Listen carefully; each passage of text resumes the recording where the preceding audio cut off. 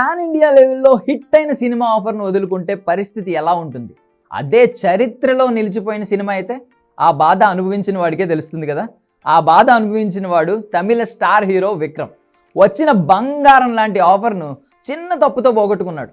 అసలు ఏంటి ఆ ఆఫర్, ఎందుకు పోయిందో చూద్దాం. ప్రస్తుతం తంగలాన్ సినిమా సక్సెస్ను ఎంజాయ్ చేస్తున్న విక్రమ్ వరుస కార్యక్రమాల్లో బిజీ అయిపోయారు. ఈ సందర్భంగా మాట్లాడుతూ ఆసక్తికర వ్యాఖ్యలు చేశారు. దర్శకుడు మణిరత్నం అంటే నాకెంతో ఇష్టం అంటూ చెప్పుకొచ్చిన విక్రమ్ ఆయన ఫిల్మ్ మేకింగ్ స్టైల్ను ఎంతగానో ఇష్టపడతా అని చెప్పుకొచ్చారు. కెరియర్ ఆరంభంలో ఆయనతో ఒక్క సినిమా అయినా చేయాలని కలలు కనివ్వండి అంటూ అప్పటి రోజుల్ని గుర్తు చేసుకున్నారు విక్రమ్.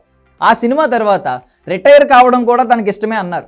ఈ క్రమంలోనే తనకు బొంబాయి సినిమా ఆఫర్ వచ్చిందని, హీరోగా తనను సెలెక్ట్ చేశారని ఆసక్తికర విషయం చెప్పారు. కానీ అప్పుడు చేసిన ఒక తప్పుతో ఆ ఆఫర్ పోయిందన్నారు. ఫైనల్ ఆడిషన్లో భాగంగా వీడియో కాకుండా స్టిల్ కెమెరా తీసుకొచ్చారని, సీన్ వివరించి యాక్ట్ చేయమని చెప్తే మామూలు కెమెరా తీసుకొచ్చి యాక్ట్ చేయమంటారేంటి, స్టిల్ కెమెరా కావడంతో తాను మూవ్ అయితే బ్లర్ వస్తుందనే చేయకుండా ఉన్నాడని విక్రమ్ చెప్పుకొచ్చాడు. దాని గురించి 2 నెలలు బాధపడ్డా అని, ప్రతిరోజు ఉదయం నిద్ర లేవడం ఏడుస్తూ కూర్చోవడమే అని, ఆ తర్వాత అది పాన్ ఇండియా కల్ట్ మూవీ అయిందని విక్రమ్ గుర్తు చేసుకున్నారు.